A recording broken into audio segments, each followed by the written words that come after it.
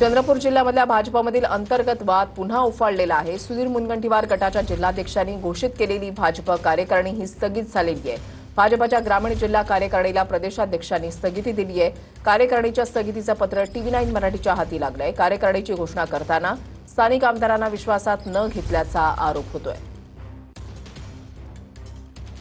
गजानन उमाटे आमचे प्रतिनिधी या संदर्भातली अधिक माहिती देतील। गजानन, नक्कीच चंद्रपूर जिल्ह्यातील अंतर्गत वाद जो आहे तो भाजपमधला पुन्हा एकदा उफाळून आलेला आहे। हरीश शर्मा जे सुधीर मुनगंटीवार नेते आहे वरिष्ठ भाजपचे, त्यांच्या गटाचे ग्रामीणचे जिल्हाध्यक्ष आहे, त्यांनी जी कार्यकारिणी 4 जूनला जाहीर केली होती ती स्थगित करण्यात आलेली आहे। थेट प्रदेश पातळीवर याच्या तक्रारी ज्या आहे त्या ग्रामीणचे आमदार आणि शहराचे आमदार यांनी केल्या होत्या आणि त्यामुळे काल प्रदेश सरचिटणीस प्रवीण कुंटे यांच्या सहीचं एक पत्र जे आहे, जे पत्र TV9 मराठीच्या हाती आहे, त्यात लिहिलेलं आहे की प्रदेशाध्यक्षांच्या आदेशानं ही कार्यकारिणी जी आहे ती स्थगित करण्यात येत आहे।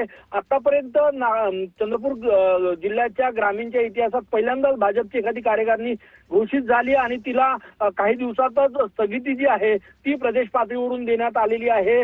जोरगेवार गट, मुनगंटीवार गट हा वाद चंद्रपूर जिल्ह्यातील भाजपमधला सर्वश्रुत आहे, परंतु आता हंसराज अहिर असो किंवा भाजपचे इतर जे आमदार आहे ग्रामीणचे, त्यांनीही या कार्यकारिणीवर नाराजी व्यक्त केली होती। आपल्या समर्थकांना स्थान मिळालं नसल्याची तक्रारही केली होती।